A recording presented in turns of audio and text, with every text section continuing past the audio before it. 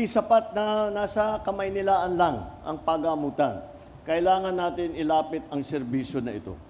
Noon pa man, sinabi ko na, kahit anong ganda ng ating ekonomiya, kahit gaano karami ang trabaho o taas ng sweldo, hindi ito nararamdaman ng ating mga kababayan kung may iniindang sakit. Kaya tayo po ay nakatutok sa pagsasaayos ng papalakas ng ating healthcare system. Para sa bawat pasyente, mga magulang na nagdadasal, mga anak na umaasa na pagalingin si nanay o si tatay, hindi po kayo nag-iisa. Kaagapay ninyo kami sa laban na ito. Sama-sama tayong magpagaling at magtatagumpay. Napakalaking tulong ito kasi imagine nung wala pa itong cancer center natin, the patient referred to Manila will wait for at least 6 months to be treated. Yung mga iba, siyempre, sinamang palad na, they cannot wait for 6 months. Yung mga iba, minalas na disgrasya na sa sakit nila. So, the Department of Health, through the initiative of Region 1 Medical Center, had conceptualized on establishing cancer center dito sa North Central Luzon. Itong mga equipments na nandito, yun rin ang mga equipments na madatatnan natin sa Manila. So our patients will not queue sa Manila to be treated with cancer. Dito na sila sa ating facility. We cater the provinces of Zambales, Tarlac, Nueva Ecija, and also help Baguio General Hospital dun sa Cordillera. So there are a lot of patients here, and at times we share medical specialists also. Yung mga specialist nila sa Baguio, pwede rin manggamot dito. Ganon din yung sa atin under the Department of Health. Itong facility natin fully operational na ngayon.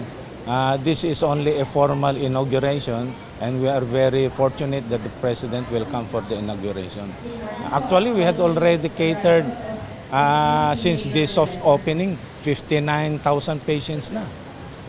And we cater at least 80 consultation and treatments daily dito sa ating facility.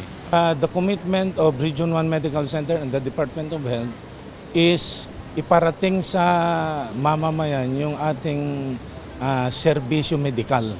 At ang serbisyo medikal na ito, kagaya ho ng ating Cancer Institute, ay libre sa bagong Pilipinas. Para sa amin po dito sa Pangasinan po, malaking tulong po na may naitayo po dito sa Dagupan.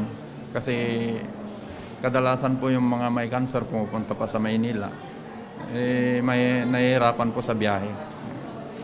So malaking tulong po na may naipatayo na po dito sa malapit sa amin po, dito sa Pangasinan. Maraming salamat sa ating mahal na Pangulo na naitayo po ito. At maraming matutulungan po dito sa karating ng lalawigan po ng Pangasinan. At sa DOH din po, maraming salamat po. Ma'am, September lang po kasi nung nag-biopsy ako doon, August. Tapos na meron daw ako cancer kanto. Kaya pinapunta na nila ako dito. Malaking tulong po sa amin, ma'am, kasi wala kaming hindi namin ma-afford yung yung pangbayan. Sana po tuloy-tuloy ng ganito, ma'am, para kaming walang pambayan, pwede kaming malibre. Last May 8, 2025, the President signed the Republic Act increasing the bed capacity of this hospital from 600 to 1,500. It's a very significant occasion because May 8, 15 days after, which is today, effective na po yung Republic Act. So it's now a 1,500 bed. So we are now expanding the health services of this hospital. As far as the Cancer Institute, instead of the people from the north, instead of going to Metro Manila, they don't have to go to Manila, they will just come here. So the health services is now nearer to our people. Actually, we are expanding the multi-specialty centers, heart centers, pedia, cancer, all over the country. It just so happened that the Region 1 Medical Cancer Institute is the first to be implemented. But there are a lot all over the country. Well, under the Bagong Pilipinas vision, the DOH is committed to bring healthcare service nearer to the people.